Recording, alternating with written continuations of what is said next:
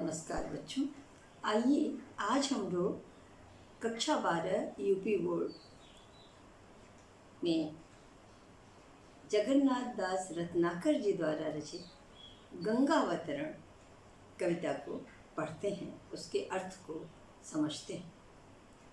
सबसे पहले मैं आपसे ये कहूँगी कि आप अपनी पुस्तक अपने सामने रखें, क्योंकि पुस्तक में जब आप पढ़ेंगे तो अर्थ अच्छी तरह समझ में आएगा।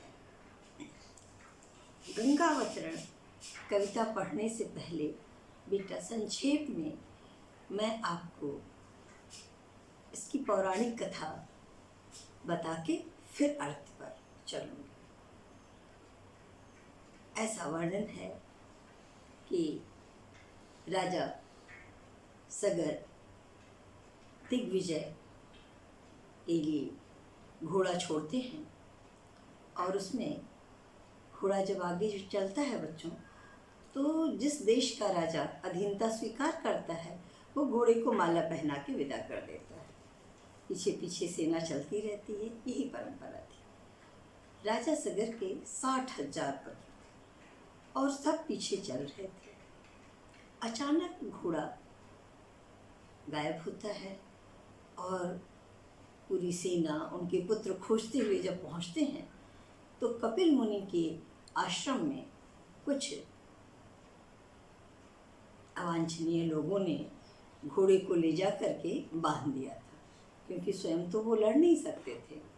जब इनके पुत्र वहाँ पहुँचते हैं, कपिल मुनि से पूछते हैं, तो उन्होंने कहा नहीं, घोड़ा तो मैंने नहीं बांधा है। लेकिन वो क्रोध में थे और कहते हैं जिसने घोड़ा बांधा है उसका पता बताइए, नहीं मुझसे युद्ध करिए। और इस तरह से जब मुनि परेशान हो जाते हैं, उदंडता कर रहे थे शक्ति के बल पर राजा सगर के पुत्र, तो वो अपने तपोबल से एक साथ सबको भस्म कर देते। सारी सेना सहित वो 60,000 पुत्र भस्म हो जाते हैं। उसके बाद से उनके एक पुत्र जो नहीं गए थे अश्विन, वो बहुत कोशिश करते हैं गंगा जी को ले आने, लेकिन वो स्वर्ग से गंगा जी को नहीं ले आ पाते हैं। उनके पुत्र भगीरथ वो अपने पूर्वजों की मुक्ति के लिए तप करते हैं और धीरे धीरे स्वर्गलोक में जा कर के अनुनय विनय करते हैं, क्योंकि उन्हें पता चलता है कि ब्रह्मा जी के कमंडल से गंगा जी निकल सकती हैं। तो वो अनुनय विनय करते हैं और ब्रह्मा जी के कमंडल से एक धारा, एक बूंद चलती है, उसको लेकर के वो पृथ्वी पर आते हैं। गंगा अवतरण के इसी पौराणिक कथा को आधार मान करके रत्नाकर जी ने ये कविता लिखी है बच्चों। अब अर्थ आपको शायद अच्छे से समझ में आ जाएगा। गंगा स्वर्गलोक से चलती हैं तो बड़े ही वेग में होती हैं, ओज गुण क्रोध में, वहाँ से उनको उतरना है, आ रही हैं और पूरे वेग में हैं। इस तरह गंगावतरण में जो आपको पढ़ना है, अंत में 2 खंड आएंगे जो ओज गुण के नहीं होंगे। ये तो पूरा गंगावतरण इनका ओज गुण से युक्त है। लक्षणा शब्द शक्ति का प्रयोग किया गया है और वीर रस। तो ये ध्यान आप रखेंगे, इसको आप काव्य सौंदर्य में लिख देंगे। अब मैं कविता पढ़ती हूँ, आप उसको सुनिए और साथ साथ हम लोग अर्थ भी पढ़ें। निकसी कमंडल ते उमंडी नभ मंडल खंडित, धाई धार अपार वेग सो वायु विहंडित, भयो घोर अति शब्द धमक सो त्रिभुवन तरजय, महामेघ मिलि मनहु एक संगहि सब गरजय। क्या है? निकसी कमंडल उमंडी नभ मंडल खंडित, ब्रह्मा के कमंडल से निकल करके नवमंडल, पूरे आकाश मंडल को खंड खंड करती हुई गंगा नीचे की तरफ आ रही है। निकसी कमंडल ते उमंडी नवमंडल, उमड़ते हुए पूरे आकाश मार्ग को खंड खंड करती हुई धाई धार अपार वेग सुवायु विहंड, उनकी धारा दौड़ते हुए चल रही है, तेज हवा चल रही है। ऐसा लगता है कि उनकी धारा से वायु भी टकरा रही है, वायु विहंडित हो रही है, वायु को भी हवा को भी वो चीरती हुई गंगा की धारा नीचे की तरफ आ रही है।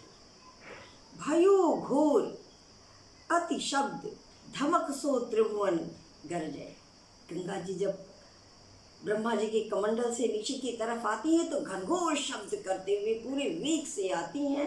ऐसे पूरा त्रैलोक्य का तर्ज है, भय से कांपने लगता है उस आवाज़ से। महामेघ मिल मन हो एक सब ही सब गरजे, ऐसा लगता है कि प्रलय महामेघ, प्रलयंकारी बादल एक साथ मिल करके गर्जना कर रहे हो, प्रलय का दृश्य आ गया है, ऐसा प्रतीत हो रहा था। और त्रैलोक्य के लोग उस गर्जना को सुन करके, गंगा जी के उस रौद्र रूप को देख करके, उस क्रोधित रूप को देख करके, वीर रूप को देख करके बिल्कुल भय से कांप रहे हैं। गंगा अवतरण का दृश्य है और लक्षणा शब्द शक्ति है, ओज गुण है, वीर रस है और बेटा अनुप्रास उपमा रूपक, जहाँ मन हुआ है मान लिया गया। जैसे प्रलयंकारी बादल तो थे नहीं, लेकिन ऐसा लगता है कि जैसे प्रलयंकारी बादल महामेघ एक साथ मिल करके गर्जना कर रहे हैं। आगे देखिए, निज दरेर सो पौन पटल फारति फहरावती, निज दरेर सो पौन पटल फारति फहरावती, सुरपुर के अति सघन घोर घन घसी गहरावती, चली धार धुधकारी धरा दिसी काटती कावा, सगर सुतन के पाप ताप पर बोलती धावा। गंगा जी कैसे आ रही हैं?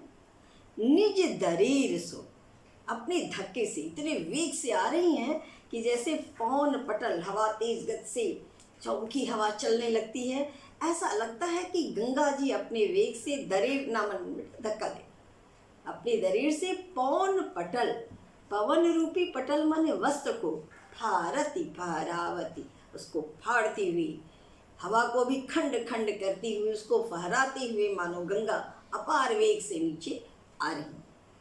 सुरपुर के अति सघन घोर घन घसी गहरावती, और देव लोक का जो घनघोर बादल छाए हैं उनको घिसती हुई, काटती हुई, गहराती हुई, आवाज करती हुई पूरे वेग से गंगा जी नीचे की तरफ आ रही हैं। चली धार धुधकार, धुधकारते हुए, एक आपने भोजपुरी में शब्द शायद सुने हो कि लोग कहते हैं कि मेरा हृदय धुक धुक कर रहा है, तो ये क्या है? नाद युक्त ध्वन्यात्मक शब्द को लिया है। चली धार धुधकार, धुधकार करते हुए, आवाज करते हुए गंगा की धारा, धारा दिसी काटती कावा, पूरी पृथ्वी का कावा चक्कर काटती हुई, धुधकारते हुए, आवाज करते हुए गंगा जी नीचे की तरफ आ रही हैं। सगर सुतन के पाप ताप पर बोलती धावा, ऐसा लगता है कि राजा सगर के जो पुत्र थे उनके पाप के ताप पर, पाप की गर्मी को शांत करते हुए, अर्थात उनके पाप को समाप्त करने के लिए उस पर आक्रमण करती हुई ऐसे आ रही हैं। पाप को समाप्त करते ऐसे लगता है कि राजा सगर के पुत्रों के पाप पर आक्रमण करती हुई, अर्थात उनको पाप मुक्त करने के लिए, उनको मोक्ष देने के लिए पूरे वेग से गंगा जी की धारा नीचे की तरफ आ रही है। बच्चों, मैंने बताया रोला छंद, लक्षणा शक्ति, ओज गुण, वीर रस। और आप अपने से भी देखें, पौन पटल रूपक अलंकार हो जाएगा, पाप ताप रूपक अलंकार, रूपक अनुप्रास उत्प्रेक्षा अलंकार की सुंदर योजना है। इस तरह आप काव्य सौंदर्य को पूरा करें। और बच्चों, अगर कहीं कोई परेशानी हो तो लिखें, और अगर अच्छा लगता है तो इसे लाइक करें, शेयर करें, जिससे अधिक से अधिक लोगों को लाभ मिले। मुझे सुनने के लिए बच्चों बहुत बहुत धन्यवाद।